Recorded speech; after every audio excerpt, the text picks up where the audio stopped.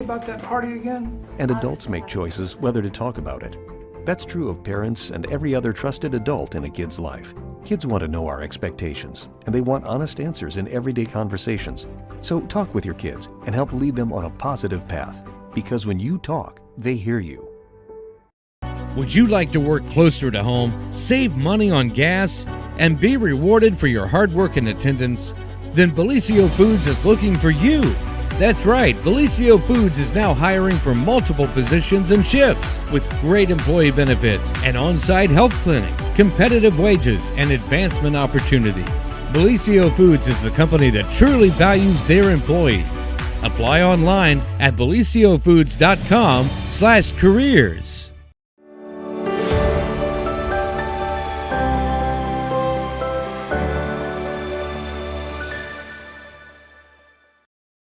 Happy Monday, everyone, and welcome to the morning show right here on Main Street TV.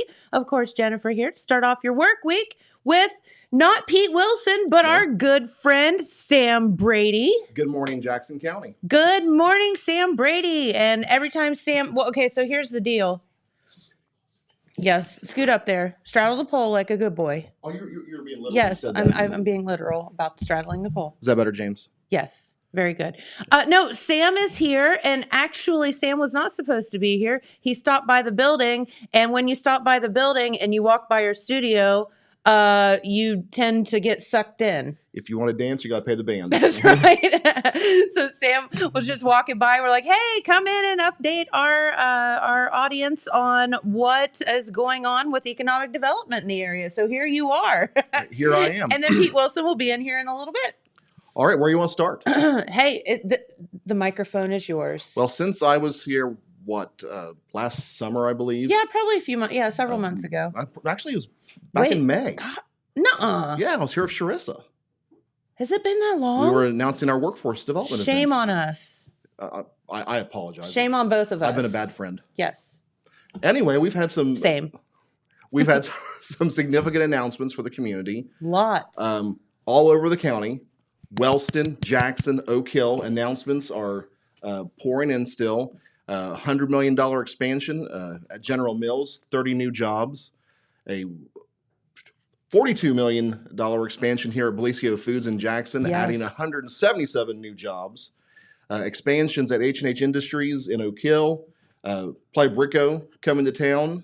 As well as JBC Metals expanding, as all these companies are growing and finding success here, and we could not be more proud. You know, I'm just gonna, this is me speculating. I'm just throwing it out here. I don't know that there, in my time of living here, that there has been a more exciting time for economic development in our area.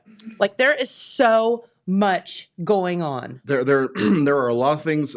Some fundamental changes happen. One being Governor Kasich creating Jobs Ohio. Yes. That gave the local communities and their regional partners a really agile way of doing business and incentivizing economic development and job growth.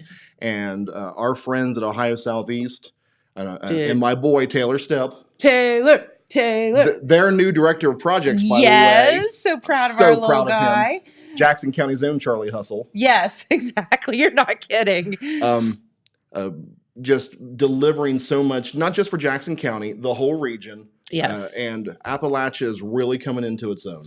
Do you feel like, I feel like, and this is just, again, my opinion, the right people are in the right places. Yes. You know, you doing what you're doing, Taylor and all the gang doing what they're doing. And then, we have a governor who actually realizes now that Appalachian Ohio exists. Absolutely. I just feel like right now it's just such a good opportunity for all of us to embrace economic development, and the right people are there. Depending on who your driver was, whether it was Earnhardt, Gordon, Jarrett, whoever, Mark Martin. I don't know any of the new ones because I haven't followed in a few years. No. But the drivers always got a lot of credit. Yes. But if they had a bad jackman, a bad window guy, it takes everybody in the pit. Yes, it does. Doing their assignment. You make it a football analogy. Everybody's got to catch their assignment, catch their block. Yep. And we've got a really great team in place. From the top, from the state level, regional, and as well as, and not just the direct economic development, the community development side. John Kerry at the governor's office of Appalachia. Oh my goodness! If there was not a tailor-made position for him to Yes. to do good for this region, John Hemmings and the team at OVRDC. Yes. Everything is pulling. The right people are in the right places. Yeah. Absolutely. Yeah, and it's so good and it's so refreshing, and it's so nice to know that we are being recognized down here as well. Absolutely. So, well, cool. So there's a lot of different things going on. You mentioned General Mills. You mentioned Belicio. JJ Hale is making nasty signs on the window. As we would expect from JJ. As I would be disappointed if he didn't. Yeah, just to let you all know. You think he's mad at you? Right. Why is he ignoring me and not, flipping me off or something? But no, there's a lot of great things going on. Can you give us can you spill any tea at all while you're here? You always do this to me. Well, why would you stop by if you didn't think I was going to ask you something like that? Because I thought you'd be mad at me if you didn't try to put me on the spot. We actually have a really solid pipeline of projects for 23 developing, as well as our focus is on the Appalachian Community Grant Program. Yes. Governor DeWine's $500 million commitment to Appalachia. Yes. We are working hard with Mayor Brenner, Mayor Evans, and their teams, and the county commissioners to make sure we capture. We get our chunk. We get our chunk, and God willing, more than that. Absolutely. And again, having the right people in place and the right minds to think outside the box, be creative, come up with good projects. I think, our county especially has those people in place. And I was just thinking about that the other day. Has there been any developments on that $500 million or? What I know in December, let's rewind a little bit. When was the meeting at Rio? You could have told me it was 8 months ago or 8 weeks ago, and it may have been. We held a meeting here in Jackson in August. Yeah, was it August? Okay. Kind of a broad invitation of community stakeholders of, here is what's coming out. We don't know exactly how this is going to work, and we've had conversations with individuals I missed in trying to put that meeting together because I don't know everybody. Yeah. And some folks have reached out. It's like, hey, we would like to be included. Sure. Okay, great. We'll get you on the list. And we've tried to get information out as it's come available. There was a technical assistant grant application that was due in December. Yes. Jackson County joined with 8 other counties, and we applied jointly through OVRDC, relying on John Hemmings' team to kind of use their expertise with the Department of Development to say, look, we're going to kind of pull our resources together, but Jackson County would like the $250,000 that's been earmarked for every county. We would actually like ours, and here's how we want to use it. We want it. It's kind of a very generic approach right now because we don't know what we don't know yet. Yes. In that, we have asked for money to actually help us hire somebody in the partnership to help manage this process because there's just it's a lot. It's a lot, and Jennifer and Amanda do a great job backing me up, but there's too much. We can only spin so many plates at one time. Yes, right. And that's a great thing because there's so much going on. Yeah. So we intend to bring somebody on this year. Actually had some meetings about it last week. Okay. Looks like the budget's going to allow us to do so. So prayerfully I'll be bringing somebody in here sometime this year, introduce them in Jackson County. Yoo-hoo. And they can take your abuse. Yes. But that application will be considered by the state controlling board, I believe, later this month. Okay. And hopefully there'll be an announcement, and then it'll be more hurry up and wait. It was so, and hurry up and wait is a good way to put that. So the governor announced that he was giving $500 million to Appalachian, Ohio, and we're all supposed to figure out projects that are, what's the term? Transformational. Okay, cool. I have a very broad definition of transformational. Well, so does everybody. And that's kind of the okay. And then, so it was like, here, we're going to give you this money, but we're still haven't figured out how we're going to give you this money yet. And, all of that. So it's still kind of And a lot of that is due. People are frustrated, I think, a little bit because it's like, okay, well, we want to do projects, but we were given nothing past that. And the challenge is, and this is the absolute right thing to do. I would have encouraged them to done even more, but that's my job to push that envelope. The situation being, these are actually are federal funds from the American Recovery, the ARPA funds. Due to our C word. Yes. We don't say it. We don't discuss that. You don't talk about it. It's not there. No, doesn't exist anymore. But it comes with all the restrictions that the ARPA funds have. Yeah. And so the state, they got a lot of people working hard on this, working with the LDDs, working with Director Carey's team to really make sure we get the right crack at this at the right time, and everything goes smooth. Yeah. Because this money has a lifetime, has a deadline, has to be used by October of 2026. Yeah. In the grand scheme of $500 million of investment across the region, that's pretty quick. That's pretty quick. Well, and we talked about it at I think one of the meetings, and a lot of folks have been like, okay, cool, and it's like, think big with this money, right? Because there's $500 million to spread out throughout our communities. Think big, cool. Okay, so what are things we could do? And I think a lot of folks were like, could we do like a bike path that connects all our areas together, all the way to Hocking Hills or something? Cool, heck yeah, that's an awesome thought. But acquiring land and doing all of that and right-of-ways and all of that, that's not going to happen before 2026. No, ma'am. No. And so that's frustrating a little bit, because it's like, wow, that would be a really transformational and cool project. That would be a type of project that would attract investment and visitors from around the world. Oh my gosh. I mean, Hocking Hills and our area brings in so many people anyway, but... You see the recent story where Hocking Hills is now listed as one of the most visited spots in the world? No, I saw that doesn't surprise me. It's fantastic. Actually, it gets more visits than Yellowstone. Wow. At least before the show. I'm going to be right before the show. I will be honest with you. Every time I'm there are so many folks from other countries there. Like, I'm just like, wow. Tourists. Yeah. They're visiting Hocking Hills, or the things that we grew up with that we don't appreciate. But no, it's a wonderful tourist all those people destination. From their flat ground areas. Yeah, they're like, we're like, people. Why are you so interested in deer and whatever? We see them in our yard every day, but it is something that you just it's cool. It attracts people. So are there projects being thought about? You don't have to necessarily say, sure. Yes, these are the projects that we would love to submit, but do people have ideas about using this $500 million? But both city administrations have worked really hard on some things they see as transformational, long-term investments they would like to see happen. Because they want you to think big. Think big. The commissioners have put forth some ideas. Our office is putting forth some aggressive transformational items, we believe. And we're just going to see how this shakes out. Prayerfully, every penny of it gets funded, and we accomplish the mission. Hopefully, we get our big chunk of it, right? Absolutely, because I want to give this guy good news to report on. That's right. We got to give Pete Wilson good news to report, don't we? Absolutely. That's my job in life, is keep Pete Wilson happy. Hey, we got to keep him on our good side, right?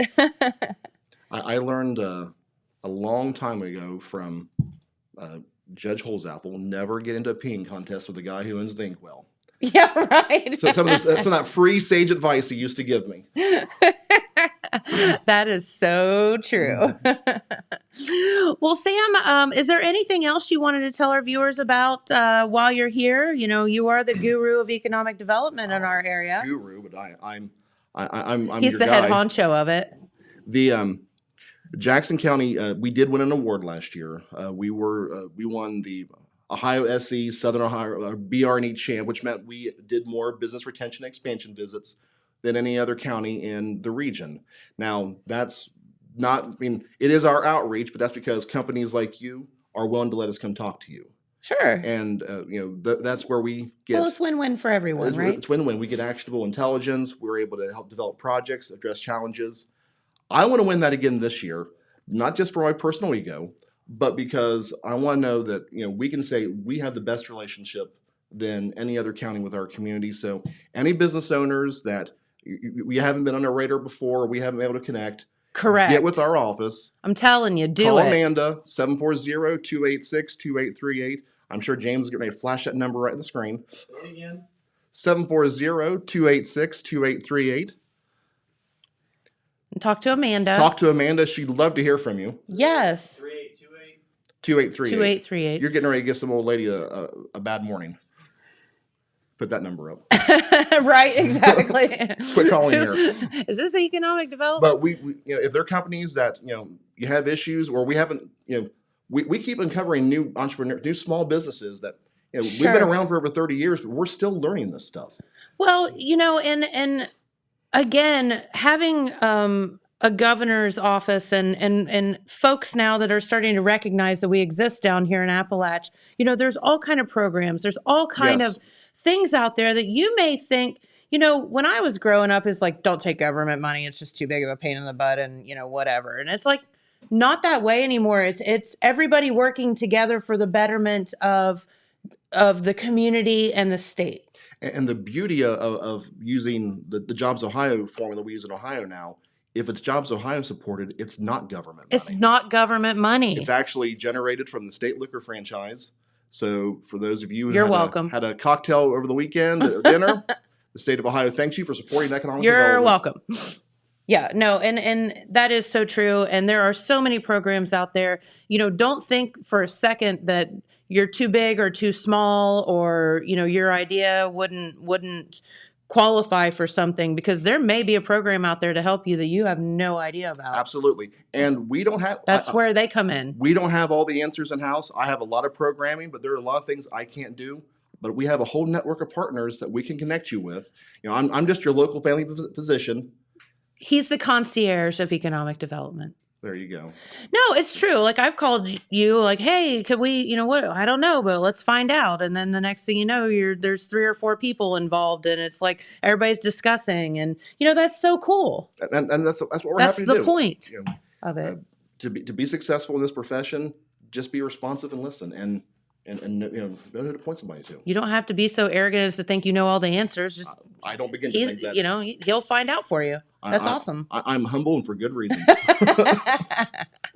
Well, Sam, keep up the good work. We're so Thank proud you. of you. Congratulations on your award and It's the all of community's the award. community. Yeah, all of everybody that's had their hand in it in economic development in our area. And another special shout out to our good friend Taylor, who has gotten quite a good promotion, Yes, he has. deservedly so. Deservedly so. Way And to we're go, so Charlie proud Hustle. of you too.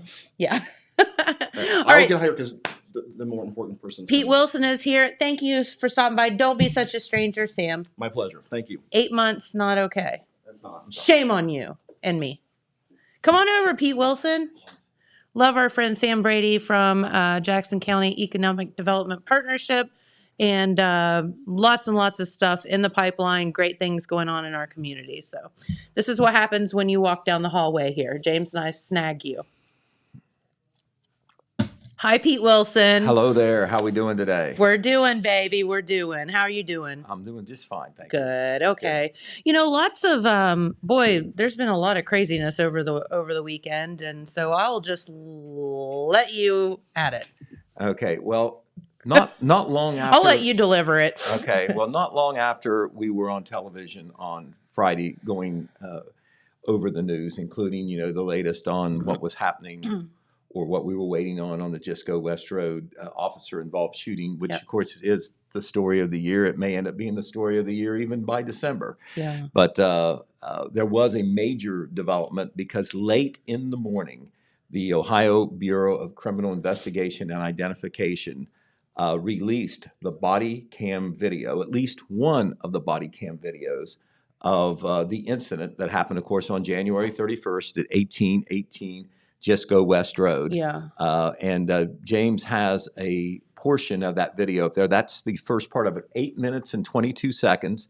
And I'm not sure that it was released publicly, but it was released to media outlets, credentialed media outlets that requested it. You had to request it.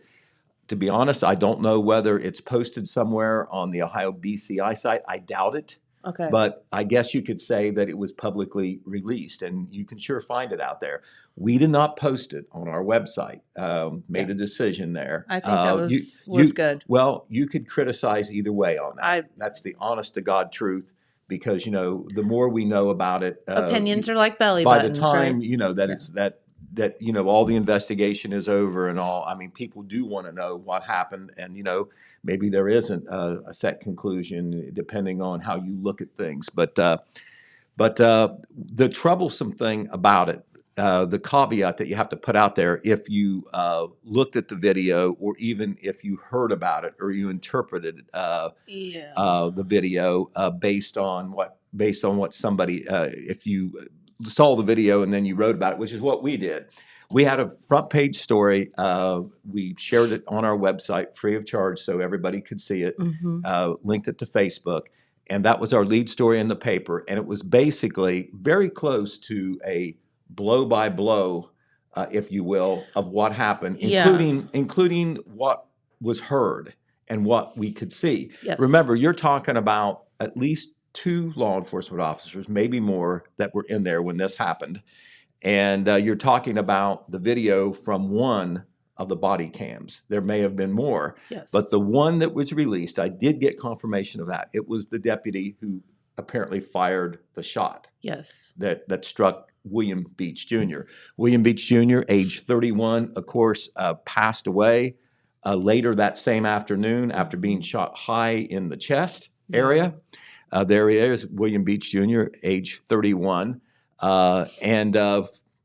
Basically, on the body cam video, 8 minutes and 22 seconds, the first part of it shows the law enforcement officers outside just before they're ready to what they call breach the structure. Yes. Because remember, it was a standoff / stalemate.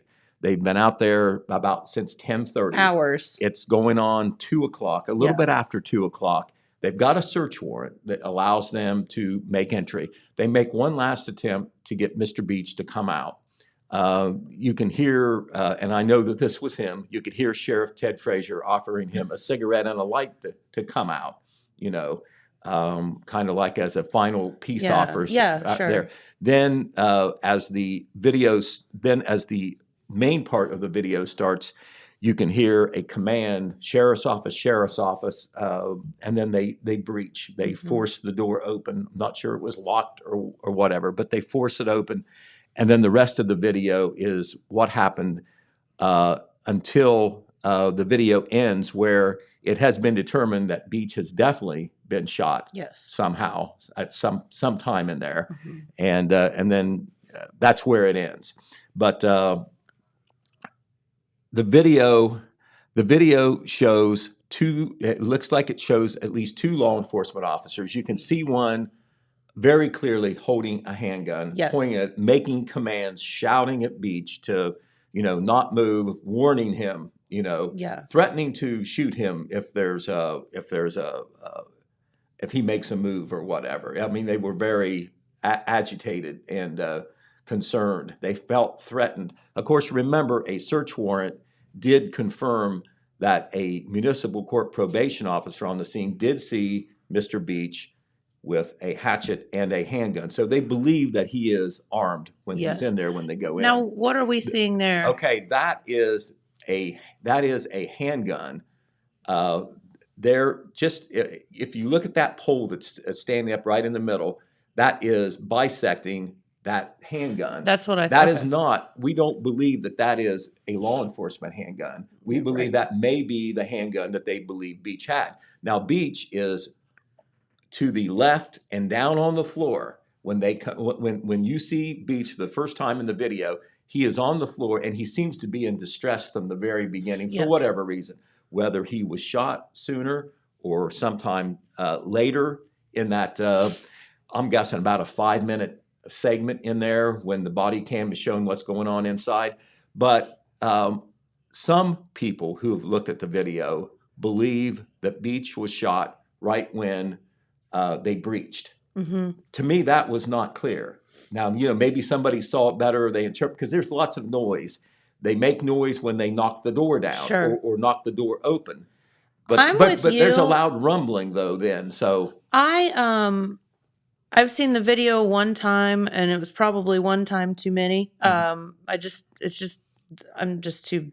I can't handle that stuff. But anyway, well, this is real. This isn't it's TV, correct, and it's not somebody in California or Milwaukee or New York City. This no, is it's in someone Jackson local. County, It's Ohio. it's human beings that live here in our community. I'm just going to warn you, other news outlets have released this video. You can watch it. Just remember before you decide to watch it that you can't unwatch it. Well, Okay. yeah, we made a decision to make it free. I have from the very beginning on this thing. We're a paid subscription newspaper, of course. Yeah. That's how that's our business. Sure. But this was something, the public should know about. So we've made every store free. That means the video, of course, would have been accessible to anybody, including a young child or whatever. It's Correct. not that you can't find it out there if you really find it. want to see it. It's easy to find. Just remember you can't unfind it. Right. Okay. Right. And here is the major point to make about the video, whatever you think you can conclude from what you see and what you hear. The BCI did not release any accompanying information. They did not make any explanations. You couldn't call them up and say, well, it looks like, is this what you've decided happened? They have not They finished. just released the video. They released, it was surprising to me. They released the video before they have completed their investigation. Yeah, it was very surprising to me too. I think James had sent me a message Friday, said, there's been a video release. So I'm like, what? Yeah. Like I'm super confused by that. But I mean, that's fine. Like whatever. No, we're not investigators and whatever. But back to what you said, I watched it. I rewound it.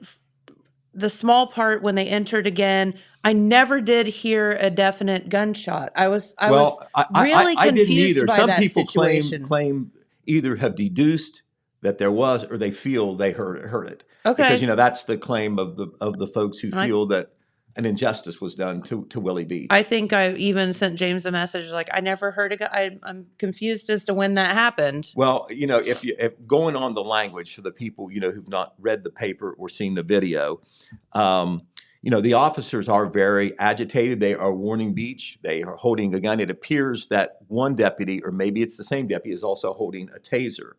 Some people feel that the taser was fired. It looked like to me that it was. Yes. But I've also heard from a so-called informed source that maybe that's not true. But it sure looked like it. It looked like it to me. It sure looked like it to me too. I mean, I'm just saying what I thought I saw.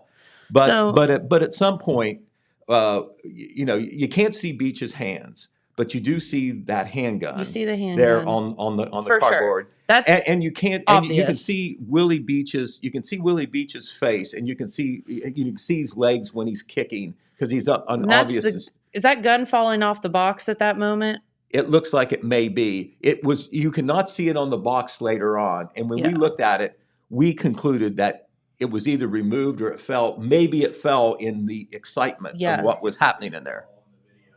You can see it fall on the video. Okay. So anyway, you can't see Mr. Beach make any move that we could see towards the officers, but he's flailing his arms, he's flailing his legs. A lot of people presume that was when he maybe got tased, because these are electronic barbs that are hitting you. Absolutely. They can, knock you out, or they can just stun you or whatever. Yeah. It may have a different effect or whatever. But at one point, when they keep commanding Beach, to stay still, give yourself up or whatever, they tell him to put his hands behind his head.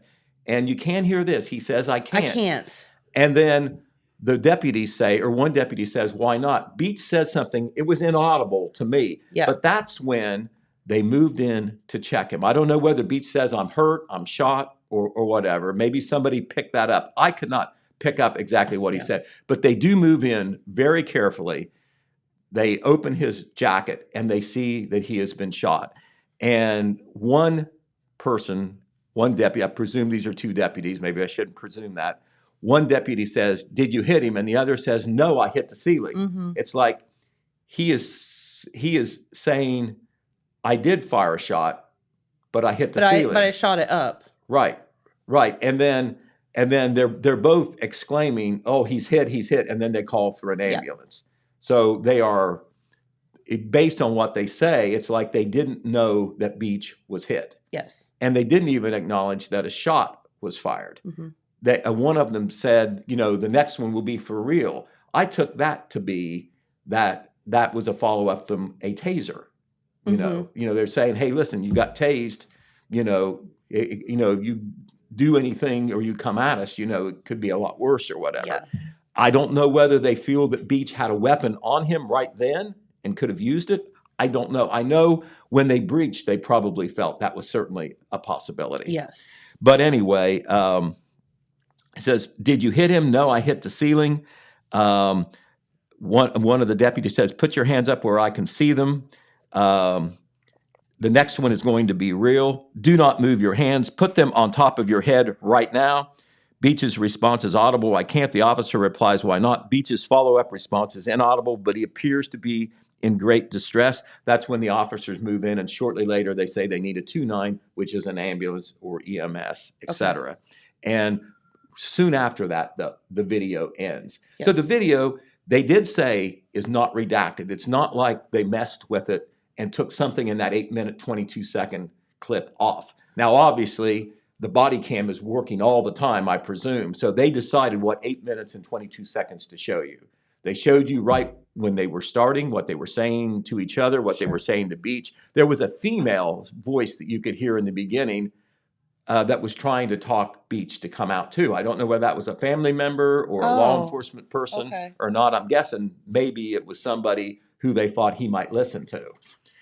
Because, this is a long time going there. But anyway, it is possible that there's other body cam footage too, and this is what was released because it's I was told, to consider that possibility. I really hadn't considered that possibility, but this is what BCI released, and they didn't say, well, there's other body cam or whatever. They just released to whoever asked for it, or at least to the media who asked for it. They released the body cam all at once late on Friday morning. Okay, now there's been another development.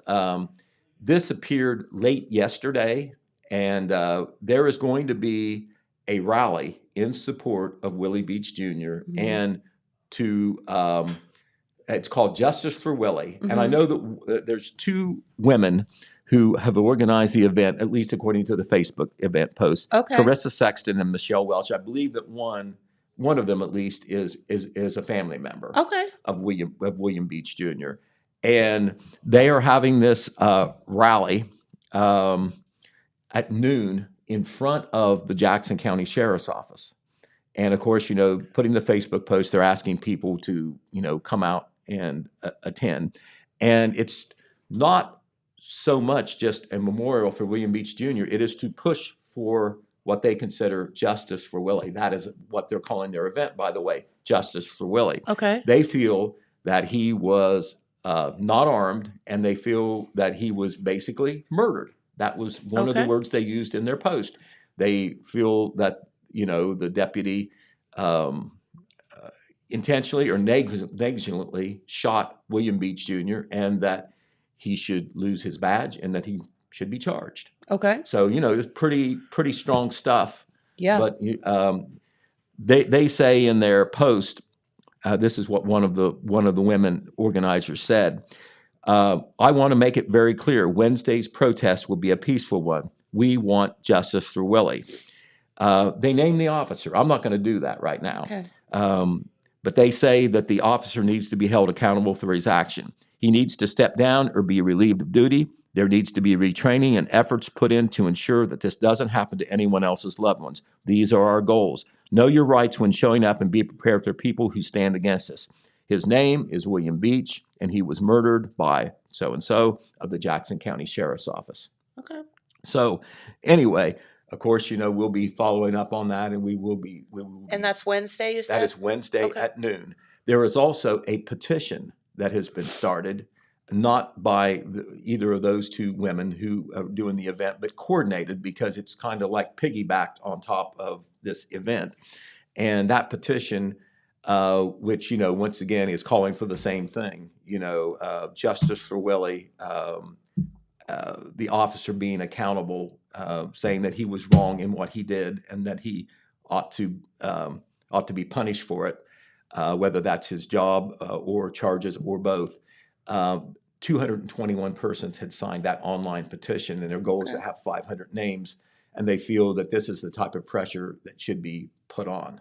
Now, once again, going back to accountability, the Ohio BCI is doing the investigation, not the Jackson County Sheriff's Office. Correct. This is a separate deal. Yes. Yes, it's all law enforcement, but from the very get-go, it was turned over to the Ohio BCI.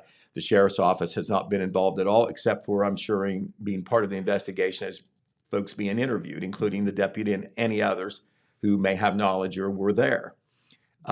When the investigation is over, whatever it shows, that is supposed to be publicly released. We hope to, get access that report, which I think will also be public record in at least that you can access it. I don't know whether there'll be a so-called news release or whatever, maybe not, but we will certainly report on that in great detail. When that report is issued, no matter what it says, whether it's favorable or not favorable to the officer. It's an investigation. Right. I'm not sure whether they're going to issue an opinion in there, like the officer was negligent, the officer was wrong, the officer was justified. It's going to be up to the Jackson Does that County. ever happen? I don't know. Okay. I don't know. We just don't have stuff happen like this around here. The investigation would be very detailed, confusing. I think, in what they feel happened. The facts. Right. Yeah. Now, Which is what will you're they gonna say report. we recommend, or will they make a pejorative judgment, on possible fault or blame? I can't say, but I do know that this very detailed report is what the Jackson County prosecutor, and that, of course, now is Randy Dupree. It will be up to him to decide if there should be charges. Now, as far as the job goes, that may be up to the sheriff's office. Now, this is just me speculating right now. Mhm. Obviously, if there are charges, probably, you have at the very least a temporary suspension while the criminal case is decided. I was getting ready to ask you, and is the officer involved in the shooting on duty right now, or do you know? I do not know. Okay. That information was not released. I asked Ohio BCI, and they said that is not their call. And they're not, if they know, and I think they probably know, they're not going to say that either. Gotcha. That would be up to the Jackson County Sheriff's Office and Ted Frazier to release that information. And I have not asked him, and I do not know. I talked to him that very night. I was the first person I think he talked to through the initial report. He did not say, and at that point, I did not ask that question. Okay. So I'm sure that information will be coming out too very soon. Okay. And there is a name that is being floated around on social media that may be correct, but we have no official confirmation of that. Gotcha. And if it isn't correct or not confirmed, that would be pretty reckless to put that name out. That would be very reckless. In my opinion. Yeah. Even if you qualify it and say that this is what the claim is. Yeah. Depends on where it comes from, Well, if you read it on Facebook, it's true, Pete. So Right. Well, some things may be, some things aren't. It's up to us to sort it out. But we will try, in this story that we put out, Jennifer, and that's online now, we urge you to go ahead and take a look at it, if you're still trying to learn about this or you haven't seen anything yet. But there's a lot of qualifying words in it. Appear is a word I used a lot because we're just looking at what we see. Yes. And it appears to you. That's what it looks like. Like I was told, I had a call from a source close to the sheriff's office who said it may not be what it appears to be. Okay. But they couldn't say anything more and they wouldn't say anything more. But I guess the bottom line is keep an open mind either way. Well, all I can tell you. Because there are people that want to fly to judgment either way. They want to For sure. be reflexive and support law enforcement because, that's what we should do in general. And there are people who are reflexive and saying a man died and someone's got to pay. It was wrong. Yeah. Just remember before you watch the video that you can't unwatch the video. I've said that now 3 times here on the show. So. Right. I know that there's some people that are morbidly curious and they can see it. If you think in any way, shape, or form it's going to bother you, don't watch it. Right. Yeah. Right. And really. Right, and you know, I mean, it is pretty graphic, and Yeah. and you can see that Mr. Beach is in great Yeah. anguish, and knowing that he did indeed die a little bit Yeah. later, you know, it's horrible. Yeah. It's horrible. But anyway, we will move on. But you know, we'll certainly be following up on this, and we'll see what happens with that rally at noon in front Okay. of the sheriff's office. And remember, in this country, you do have the right to assemble and free speech and all Sure. like that. So I'm sure that will go on. And I like that they were very specific about, you know, we want it to be peaceful and we want, that was you know, just that was stated right loved up ones front. to gather and support. And that's great. Right, right, Sure. and you know, you put yourself in your place of that family, and you have limited information, and you see the video, and the way you interpret it is, my gosh, why did they shoot him? You know, so they feel the way they feel, and you Sure. would probably feel that way also if it were If it were your loved one. right. Exactly. You or you parent want you want or- answers, and you want justice, and Yes. all the facts, no matter how you spin them, no matter how you interpret them. And there's certainly going to be lots of opinions on that. The facts should speak for themselves. Sure. All right, and it is going through the system. It is going through the system. All right, last evening, Jennifer, on Franklin Valley Road, we had a serious injury accident. I was privy to the responders going by. I was driving down the road and knew something was happening. Right. Well, the road was closed for a little while, but the reason was we had a single vehicle motorcycle accident. Oh. It occurred at actually 4:19 p.m. On Franklin Valley Road in Franklin Township near Keystone Station Road. And Kelton Strickland, age 26 of Oak Hill, he was operating a 2017 model Harley Davidson. He was traveling southeast on a curve. He drove across the center line, then off the left side, and his motorcycle struck a tree. Oh, Very my. serious. The motorcycle overturned on its side. He was ejected. He was not wearing a helmet either. Oof. EMS responded to the scene. Mr. Strickland, 26 years old, was flown to St. Mary's Medical Center Hospital in Huntington, West Virginia by MedFlight due to his injuries. The sheriff's office was there. The fire department was there, as well as the Ohio State Highway Patrol. We have no update on this condition. As a matter of fact, we received the report on this just before we went on the air today. Okay. So Well- we will be having that report out as well. Sending all the good vibes your way. Right, exactly. All right, we have a few other things to tell you about. We're going to switch real quick to sports because Jeremiah Shaver is here to talk about some things that Okay. he covered that are pretty timely. But, you know, had some heavy stuff there to report, but we want to tell you about some good news on the sports side. And this weekend, there were two memorable scrapbook-type moments that happened. One was at Vinton County on Friday night. The Vinton County Vikings played the Wellston Golden Rockets. Remember, Wellston upset Vinton County the first time around, first time in a while.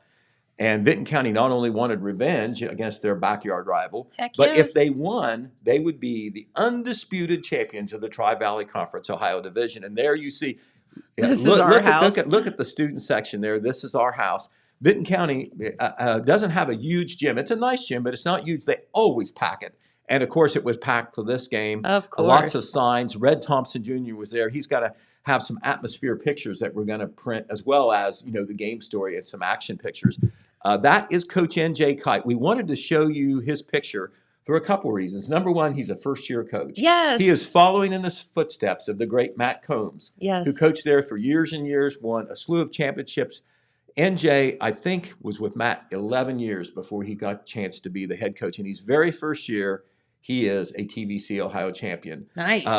And he is a 1998 graduate of Jackson High School. Yep. A lot of folks down here in Jackson and in Jackson County know him. He is the younger son of longtime athletic and now retired athletic director Bob Kite. Yep. So congratulations to NJ. So even if you're an Ironman fan, you know, there was part of it, you know, that you didn't mind because Vinton County also beat Jackson earlier in the week. They beat Jackson and Wellston on consecutive nights. Now, is that great if you're Vinton That's County? wild. That's right. So congratulations to NJ. We have a little video I think we could show. James, if you can get that up. Here is an interview that our Brock Netter did with a couple of the Vinton County players Awesome. right after the Love game. to hear you from can, them. You can see how happy they were with how things went. Like weeks upon time, we had all the intensity and all the energy coming in to these last final games, and Coach told us these final games is going to decide what team we are. So we wanted to bring that for him, get it going for him. So we just came out with all these games with intensity and kept everybody going. Coach has been telling us for weeks now. He's like, you guys got to figure out who you are, and then once you guys figure it out, prove to people who you are. People have just said that we weren't a good team and just doubted us, and we got to prove that. We got to bring it back to Vinton County, show people in Vinton County what we can bring to the table. And our depth is really good this year. We can go right down the bench if we have to, but this thing right here in my hand means the most to this team. It means a lot, man. Just the environment of the community and everybody. It just means so much when cutting down the nets and going into that last final game and taking the dub. They started picking up, and we got a timeout. And Kite pulled us over, and he didn't really tell us much, game plan wise. He just told us to get our heads and get together right now, or he'll find 5 guys that can do it. So we all came together. We all bring the intensity, picked up, got to jump to a big lead, and then felt really comfortable and just casually took the game. I think we should just keep the same focus that we are. I mean, last night we went to Jackson, and people had disbeliefs in us thinking that we weren't going to win that game, and we came out and beat them. If we have faith in ourselves, and people have faith in us, and we feed off the crowd, we are so good. And once we get that rolling and momentum, we're an excellent ball team. Okay, that was Jack Davis and Braden Kane. And, I saw Vinton County play against Jackson. That's the first time I saw him. Very familiar with the team, but only seen him play once. They are a very deep team.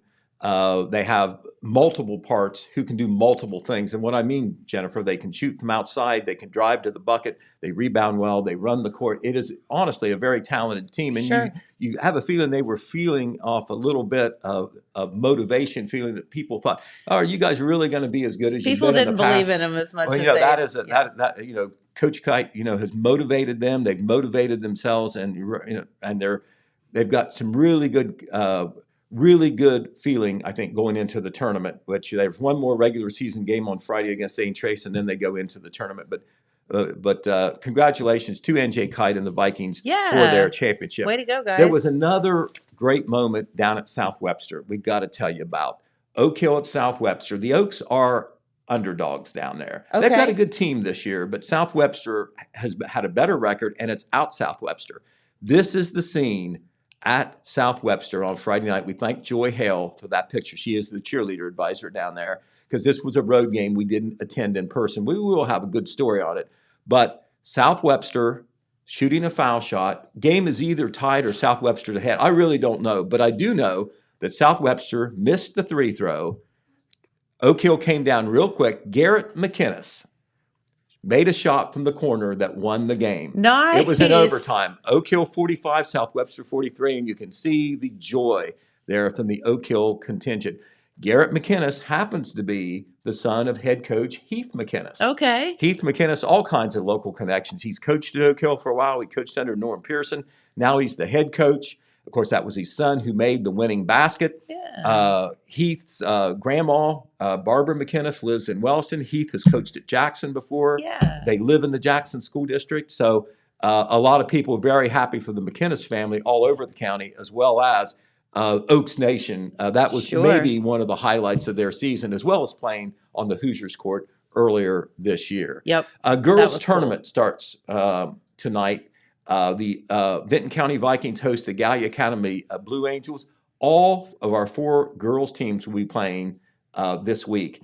And there's one game tonight. It's Vinton County hosting Gallia Academy. That game will be on WYRO 98.7. And you can, of course, stream it off the app and so forth. So every tournament game, boys and girls, we will have on the air. Very good. I have much more I could tell you, but I got to save a little bit of time for Jeremiah. Jeremiah, if you don't have all the time to tell this stuff, we'll do it later in the week. Okay. All right. That's right. Okay. Yeah. So you don't have to speed up and talk 200 miles per hour. You guys have just been working like crazy people lately with all kind of the news. It's been a busy time, Jen, It in has. the news world. Usually this time of year we're sometimes digging the barrel to get news, but Yeah, it seems you're like not having any trouble with not that right having now, any are you? trouble this year. January Yeah. and February has been very It's busy. been crazy. Even in December was busy. I mean, beginning of December, usually there's a lot of Christmas related stuff going on. Right, you but have like the community stuff. and then to towards talk the about. end of the month, Nothing there, happens. Nothing happens. But it just Yeah. seemed like we had a lot of Yeah. news the last couple of months. So Pete wanted me to come in and chat with you a little bit about some things that I've been out covering in the community. Okay. On Friday, I was at Parks Edge Event Center Okay. for the annual Hug The Hug Your Heart Day. Day. This is an event Yay. held. It's been over a decade now. They've been holding this event. It used to be held at the YMCA, and then when Parks Edge came along, they moved it over there because it was a bigger facility for that. As you can see, they had a good crowd. There was estimates, somewhere around maybe 150 seniors in attendance, and that's not counting all the folks, the vendors from the different places that showed up as well. There's a few other photos, James, if you'll flip through if you have them there. This was a couple getting it's a character art done. Oh, a caricature? A caricature, yeah. I've had one of those done in the past. That's always fun. You got Jackson County Commissioner there, John Hensler, and that is Nikki Wallace. She was doing a photography station there, and you can see her doing a group shot with for those watching, doing a group shot of the Wellston. I think this is the Wellston line dancers, if I recall. Okay. They So did some line cute. dancing with the seniors before I got Yes. there. And then we have a group photo here. I have photo ID for that.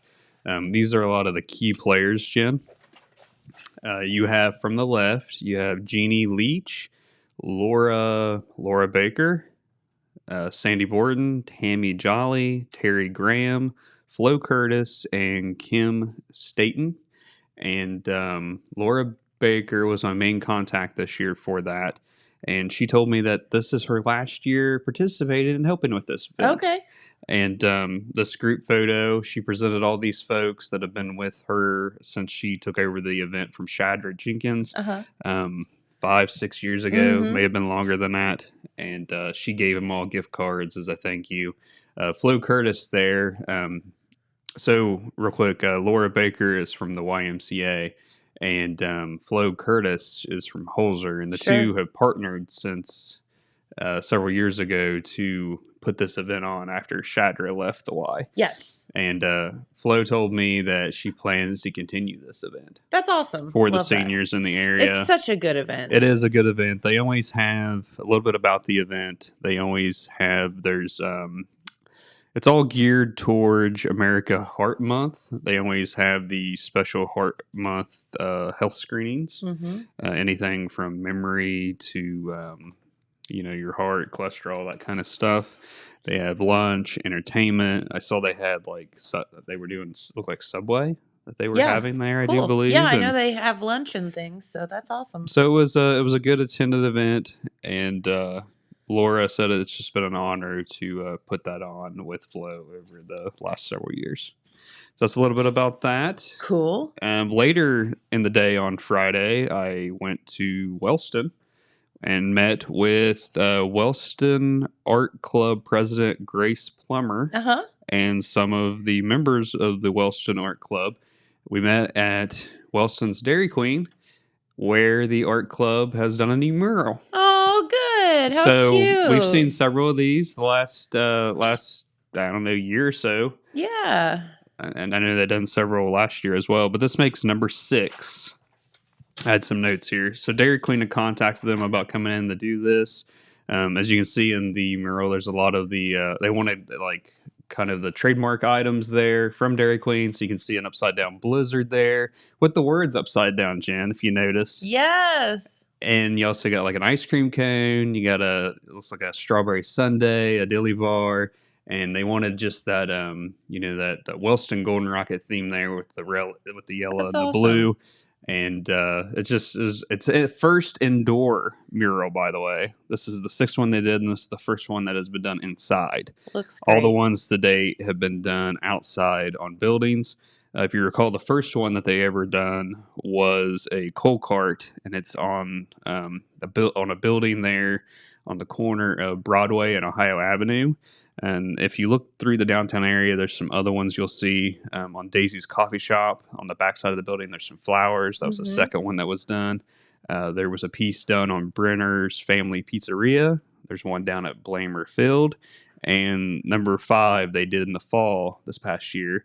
It's the Wellston, well, I don't know if it's, you say Wellston Lions Club. I guess they're the ones that wanted them to do it, but it's the Lions Club International logo. Yeah. It's really neat. Super cool. Done just down from where the very first one was done on that same stretch of wall there. But she told me they have 52 members signed up in the art club. Not everyone's active, of course. And she was telling me, I thought this was impressive for somebody her age. She has done some grant writing and has secured over $10,000 in grant funding for them to do this kind of stuff. Yeah, Grace is a hoot. She is something else. Yes, she is. She is. And, her brother is very talented as yes, well. Absolutely. And doing stuff like that. But so we was up in Wellston for that. We'll have a story on that as well. They were really excited to do that, and the manager there was really pleased with the outcome. Good. And the owner was there as well, and he really enjoyed it too. Good. And then over the weekend, we'll do this real quick because there's not a whole lot to it. We covered a ribbon cutting for a new business in Wellston. Okay. On Saturday, February 11th. It's Wiseman's Boutique. We have a quick video clip that James can show them cutting the ribbon here. I don't think it's in here. It's not in here, is it? Thought I had it in there. Okay. I don't think it's in here. Okay. Well, you can watch it. It's on social media. I posted it right after they did it. They had a ribbon cutting there in front of the store. The business owner is Samantha Wiseman. The business is located at 4 East Broadway Street there in Wellston. They held their grand opening on Saturday. And the business, it's her business, but she also has some vendors in the business as well. Kind of her main focus is natural skincare collections, but the vendors, there's like local crafters, t-shirts, children's books, and there was other items there as well, handcrafted items, I do believe. But Tina Stroud, who is the Wellston Main Street president, was on hand to help conduct a ribbon cutting, and we'll have a story on that. I interviewed her prior to the ribbon cutting, so we welcome her to. She's there on Broadway, so a lot of places filling in that little area there downtown. Jim. Yeah, love that. So that's a little wrap up of some stuff that I've been covering locally, and we'll be heading back out of the office this afternoon to cover something else. So it's a busy week.